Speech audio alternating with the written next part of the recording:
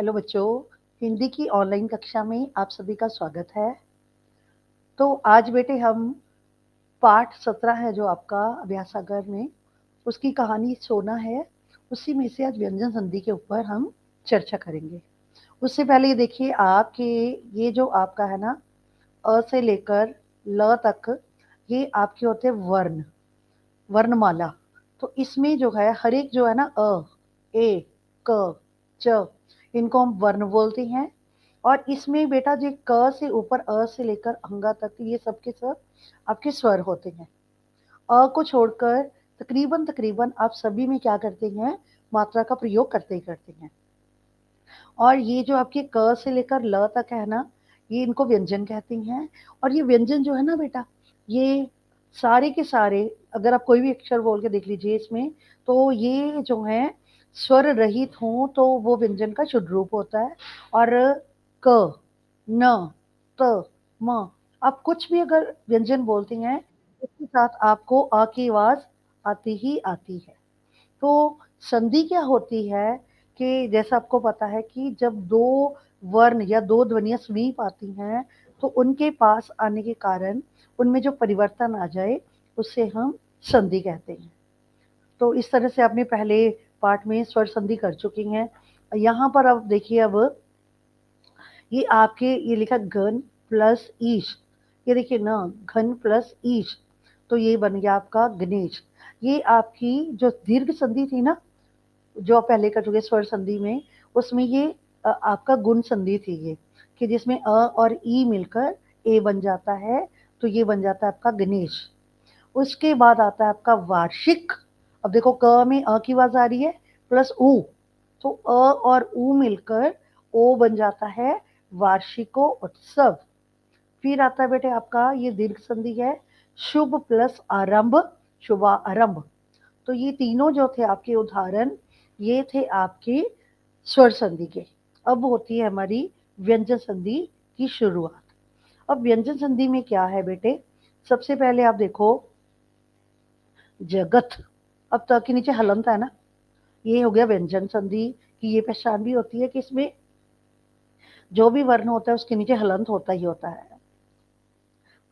उसके बाद आता है आपका अम्बा। अब देखो, ये है ये स्वर हो गया। तो जब भी आपके ना, सबसे पहले अपने ध्यान रखना है कि ये जगत में हलंत है तो ये व्यंजन संधि है।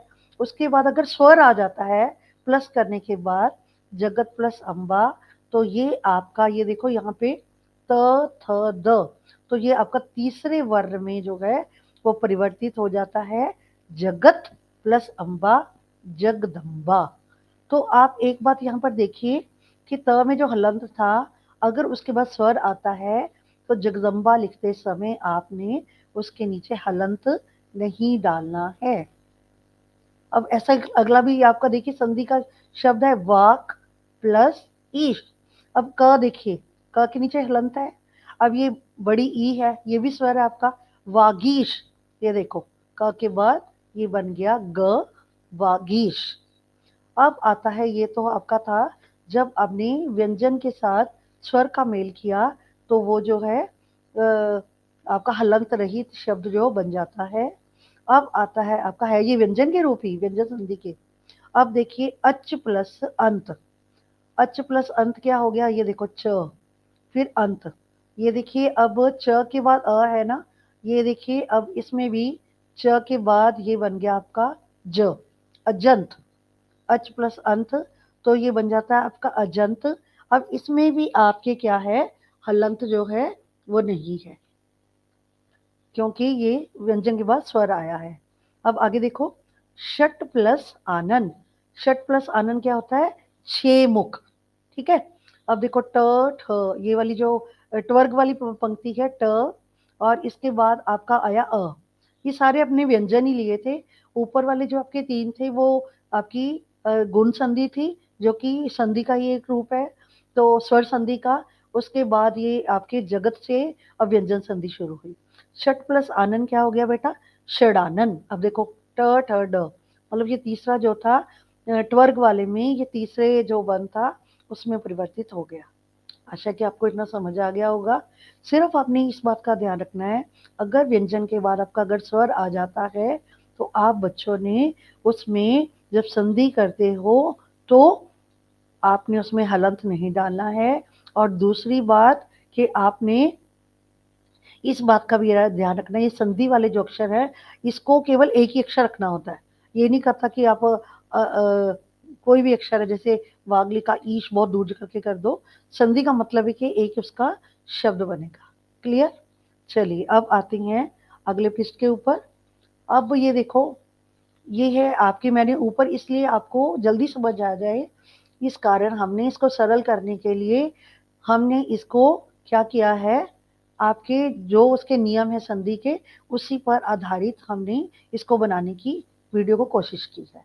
अब ये देखो ऊपर लिखा मैंने, क को जब क वाला कोई भी व्यंजन आ जाता है वो ग में परिवर्तित हो जाता है। ये देखिए दिक प्लस गज। अब ये देखो यहाँ पे हलंत था क, अब ये देखिए क, ठीक है। उसके बाद ये देखो ग, ये आ गया ग, मतलब ये दोनों ही व्यंजन है। लेकिन क्या है, अब आती है व्यंजन वाली बात, जैसे मैंने आपको पीछे भी समझाया, यहाँ पे व्यंजन है, यहाँ पे व्यंजन है। अगर जब हम हलंत डाल देते हैं तो उसका मतलब होता है कि व्यंजन वो आधा रह जाता है।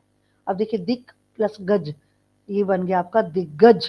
अब यहाँ पे हम हलंत नहीं डाला कि ग पूरा कर दिया, क्योंकि ग आधा पड़ जाता है, तो हमने फिर उसके बाद नीचे हलंत डाल दिया। दिग्गज का मतलब होता है विद्वान। ये देखिए, ठीक है। तो यह हलंत था इसलिए हमने इसका आधा ग कर दिया, क जो था वो ग वर्ण में परिवर्तित हो गया।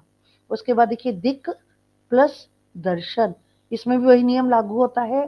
क जो है ग में परिवर्तित हुआ तो ये बन गया दिग्दर्शन। ठीक है जी।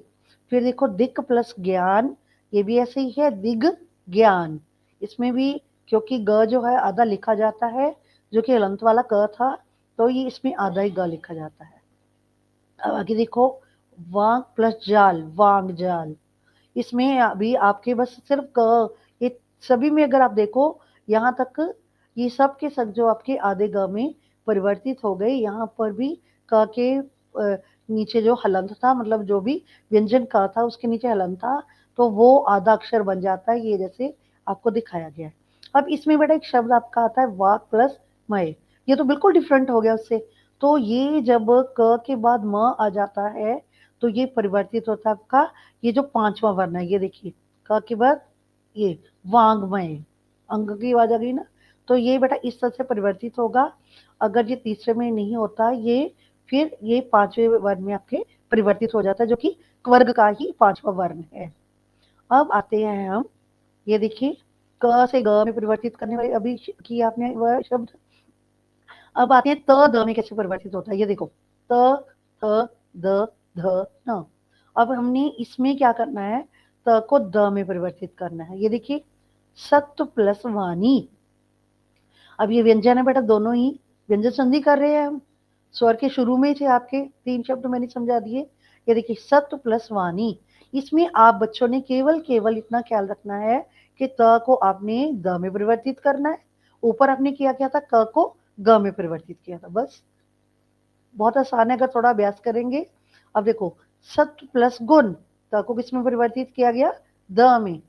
सत प्लस गुण सदगुण। ठीक है जी। अब आता है हमारा धार्मिक ग्रंथ भगवत प्लस गीता, त को किस में परिवर्तित किया, द में, भगवत गीता। तो इस तरह तीनों में आपने देखा कि ये सदवानी, सदगुण, भगवत गीता, ये तीनों त जो थे ये तीनों के तीनों द में परिवर्तित हो गए। क्लियर? चलिए अब आते हैं हम, ट जो है ये देखिए ट, इसमें क्या है बेटे, अब ना ये वन परिवर्तित हो गया। आगे आप क्या कर रहे थे कि जो क्वर्ग जा चवर्ग टवर्ग त्वर्ग पवर्ग, तो ये जो थे पहले वन को आप तीसरे में परिवर्तित कर रहे थे। लेकिन अब क्या होने वाला है, ये वन जो है आपका, ये देखिए ट है जैसे, तो ये आपका पांचवें वर्ण में परिवर्तित हो गया, उसी वर्ग के जो वर्ग होगा ट्वर्ग का जो न में परिवर्तित होगा। देखिए षट प्लस मास, षट मास का होता है 6 महीने। ठीक है। ट, ये देखिए ये अब क्या है आपका, ट से क्या नाम है परिवर्तित, शन मास। अब यहाँ पे आप देखो, अब ये जो है, जैसे हमारा था ये षटमास, अब ये है, इसको भी आधे न की तरह लिख लेती हैं, तो ये बन गया आपका शनमास। क्लियर। अब आता है षटमुख, 6 मुख। अब ट ये देखिए इसमें भी वही है, षट जो है आपका अन में परिवर्तित हुआ, तो ये बन गया आपका षणमुख। क्लियर। अब आता है आपका त जो है वो 5वें वर्ण में इस तरह परिवर्तित होता है। देखिए उत प्लस मत। अब ये देखिए त आधा है, अब हमने आधा नाम भी लिखा जाता है उन, उन्मत्त, इसका मतलब क्या होता है, मतवाला, दीवानापन। ठीक है। उत प्लस मत, ये देखिए त थ द द न, तो ये आपके 5वें वर्ण में परिवर्तित हो गया। उत प्लस मत बन गया उन्मत्त। अब अगला आता है आपका उत प्लस नति। अब आधा तक किसमें परिवर्तित हो रहा है, ये मैंने लिखा हुआ है न में। उत प्लस नति, उन्नति, सारे त वाले हैं, बस सीधी बात ये है। अब आता है आपका चित्त प्लस मय, चित्तमय, चित्त प्लस मय, ये देखिए त किसमें परिवर्तित हुआ बेटे, न में, तो ये बन गया चिन्मय। चिन्मय का मतलब होता है बड़ा शुद्ध, प्योर। ठीक है। अब आता है आपका उत प्लस मेष, और ये देखिए अब ये बना उत प्लस मेष, त जो परिवर्तित हुआ न में, उन्मेष। फिर आता है आपका उत प्लस नयन। अब ये देखो आधा ना आ गया, उन्नयन। ये देखिए सारी की सारी जो हैं सरल ढंग से आप बच्चों को जितने भी त हैं वो केवल केवल आपने आधे ना में परिवर्तित कर देनी है। क्यों कर देनी आधे ना में, क्योंकि ये सारे जो हैं व्यंजन के हलंत लगा हुआ है, तो अगर हलंत वाले अक्षर आधा अक्षर का प्रयोग होता है हिंदी में तो हम कर सकते हैं, नहीं तो जैसे सदगति लिखा उसमें पूरे द का ही प्रयोग हुआ था। फिर आता है बेटा ये देखिए सत्य प्लस मार्ग, सन्मार्ग। अब ये देखो क्लियर। तो अब आते हैं हम आगे, ये देखिए अब है आपका बेटे त के बाद, अब क्या कहती हूं मैं, त के बाद च, ये देखिए त के बाद च, फिर है त के बाद ज, ये देखिए त के बाद ज, ऐसे ही त के बाद ट, ये देखिए यहाँ गया ट, फिर आता ल, त के बाद अगर आपका ल आता है, ये देखिए, तो ये जो त के बाद आपके ल ज ड च ल ट, कोई भी अगर आपके इनमें से व्यंजन आ जाता है तो हम क्या करते हैं, प्लस के बाद जो वर्ण होता है उसी में अगले हिस्से को परिवर्तित कर देते हैं आधा अक्षर। देखो उत प्लस लेख, ये क्या बन गया, उल्लेख। क्लियर। ये देखिए उल्लेख का मतलब होता है वर्णन। फिर देखिए उत प्लस ज्वल, ज के अब ये क्या बन गया, उज्ज्वल। ये बेटा बच्चे बहुत गलती करते हैं, उज्ज्वल में आप देखो दोनों ही ज जो हैं आधे होते हैं। उसके बाद आता है आपका उत प्लस डयन, उड्डयन, उड्डयन मतलब होता है उड़ना। फिर आता है आपका उत प्लस चारण, देखो च से क्या बन गया, उच्चारण। फिर आता है आपका तत्व प्लस लीन, तल्लीन, तल्लीन का मतलब होता है मग्न हो जाना किसी काम में। तत्व प्लस टीका, ये होता है बेटा तटीका। क्लियर। तो इस तरह आपने देखा कि जहां जहां भी आपका त आ रहा था उसके अपने प्लस के बाद जो भी वर्ण था उसी का ही आपने आधा वर्ण लिख दिया था। फाइन। चलिए अब आता है, इसको थोड़ा समझना पड़ेगा बेटे, थोड़ा सा टफ है जो पीछे हमने किया उसके कंपैरेटिवली।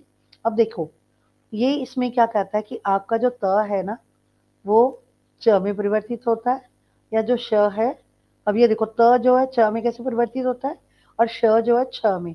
अब इसमें अक्षर एक ही है, ठीक है, ये दोनों लेकिन इस बात में आपके चेंज होंगे। देखो उत प्लस श्वास, उत में ये देखो अब इसमें क्या कहा है कि त परिवर्तित हो जाएगा आपका च में। अब च के नीचे हलंत है तो हमने आधा च डाल दिया। श परिवर्तित होता है छ में, ये देखो, तो ये क्या बन गया बेटा, फिर उत प्लस श्वास, उच्छ्वास। क्लियर। मैं फिर से बता रही हूँ, त परिवर्तित होगा, ये माइंड में रखिएगा, त छ में परिवर्तित होता है, त के बाद इमीडिएटली अगर श आता है तो वह छ में परिवर्तित हो जाता है। त का हुआ च और श का हुआ छ, उच्छ्वास। फिर आता है उत प्लस शिष्ट।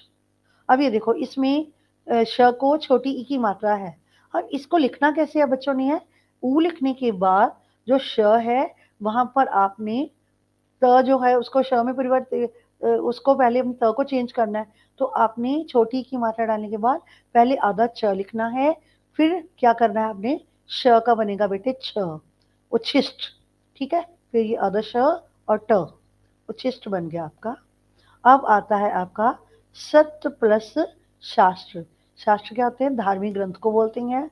अब यहाँ पे भी आप देखिए सेम ही है, त को आपने छ में परिवर्तित किया और श को आपने छ में परिवर्तित किया।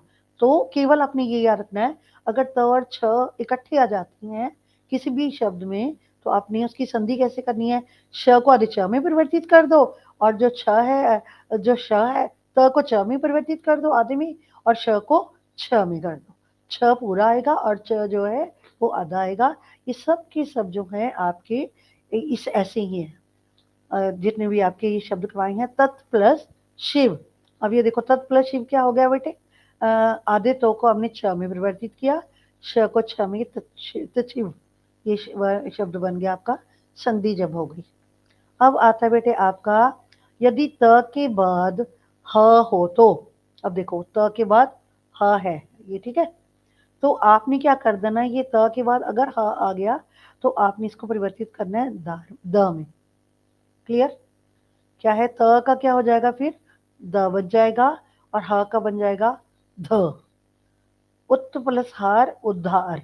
उद्धार क्या होता है, काइंड। अशोक का वज काइंड किंग। अशोक जो थे एक उदार राजा थे, उदार होता है जो दयालु होते हैं। त को द में और ह को ध में परिवर्तित करना है। क्लियर। उसके देखिए तत्व प्लस हित। त को परिवर्तित किया आपने द में, और ह हो गया तद्धित। क्लियर जी। उसके बाद आता है बेटे पत प्लस हति। त को परिवर्तित किया द में, ह परिवर्तित हुआ ध में, ये बन गया पद्धित। पद्धति क्या होता है, ये होता है आपका सिस्टम को बोलते हैं, शिक्षा प्रणाली होती है, शिक्षा पद्धति।